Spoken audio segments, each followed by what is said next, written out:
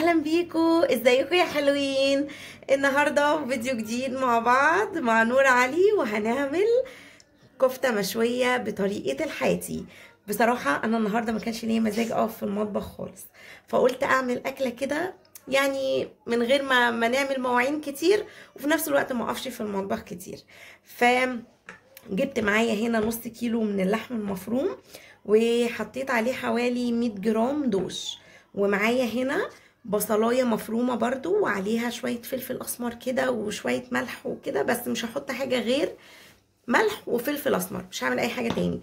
ودي الميه اللي طلعت من البصل. اهم حاجه في كفته الحياتي عشان ما تفكش منك وهي على السيخ، اوعي تحطي عليها البصل بميته. الميه دي نحطها لو هنعمل كباب، انما الميه بتاعه البصل لو اتحطت على الكفته تخليها تفك على طول. فاحنا عشان كده طلعنا الميه لوحدها هنا، هنصبع بيها الكفته على السيخ على طول. كل اللي هعمله دلوقتي معايا اللحمه هنا اهي، وهحط عليها البصل والفلفل الاسمر، وانا بصراحه هشتغل بايدي، مش هلبس جلافز ولا اي حاجه.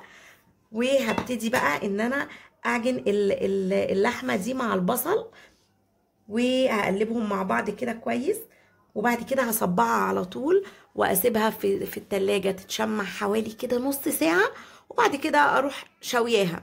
ما بتاخدش معانا اي وقت، ومش مش هوسخ اي مواعين، وهعملها سندوتشات وهحط عليها طحينة وخلاص على كده.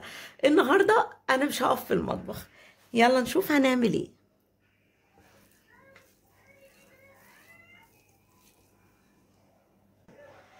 بصوا بقى، انا هنا عملت الكفته زي ما قلت لكم، وحطيت عليها البصل وعجنتها، او يعني خلطتهم ببعض وسبتها تتشمع نص ساعه كده في التلاجة.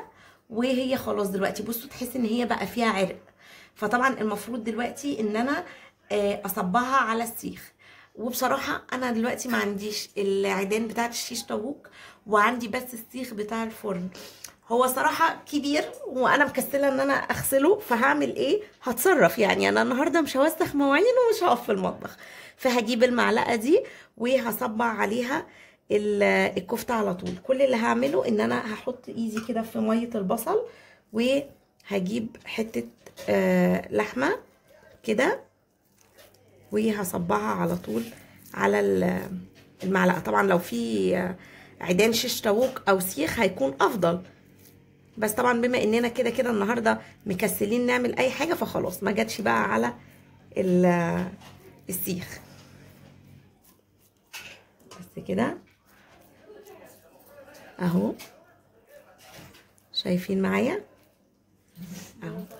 واطلع كده الصابع اهو، واهو كده معايا. هحطهم بقى كلهم في صينيه، وهسيبهم في التلاجة برضو نص ساعه كده، وبعد كده هروح مدخلاه الفرن. بصوا بقى، هنا انا كنت خلاص صبعت الكفته وحطيتها في الطبق ده. وبالمناسبه الحاجات البيضه اللي عليها دي مش دهون، دي تلج. انا كنت نازله رايحه مشوار وحطيتها في الفريزر، لاني ما كنتش يعني انا جالي مشوار كده على غفله، ما كنتش مخططاه في يومي بصراحه، فما كنتش عارفه هرجع امتى، فكنت صبعتها خلاص فدخلتها الفريزر، لاني ما كنتش بصراحه ضامنه هعملها ولا مش هعملها. ورحت نازله، رحت مشواري ورجعت. بصوا طلعتها بقى من الفريزر وهنسويها دلوقتي مع بعض. بصوا بقى، هنا انا كنت خلاص صبعت الكفته وحطيتها في الطبق ده.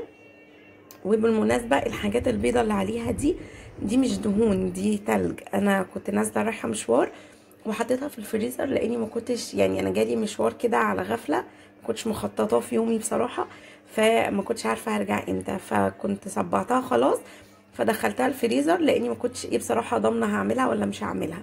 ورحت نازله، رحت مشواري ورجعت. بصوا طلعتها بقى من الفريزر وهنسويها دلوقتي مع بعض. خلاص هنا حطيت الكفته بتاعتي في الصينيه وهبتدي اسويها. بصوا ايه رايكم؟ عملت كميه محترمه على فكره، ده نص كيلو لحمه، كويس جدا يعني، عمل كميه كويسه. بصوا بقى، انا دخلتها فرن البوتاجاز، تعالوا نشوفها عملت ايه جوه. بس انور النور، وحطيت معاها كام رغيف كده يسخنوا، وكان عندي طبق مكرونه من المره اللي فاتت لما كنت عاملاها معاكم، بصوا بصوا الكفته ريحتها ما اقولكوش بقى، الريحه جامده جدا.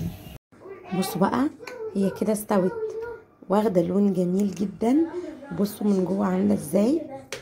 بصوا تعالوا نجرب كده ندوقها مع بعض. بصوا هي سخنه قوي، هدوقها واقول لكم رايي. تحفه.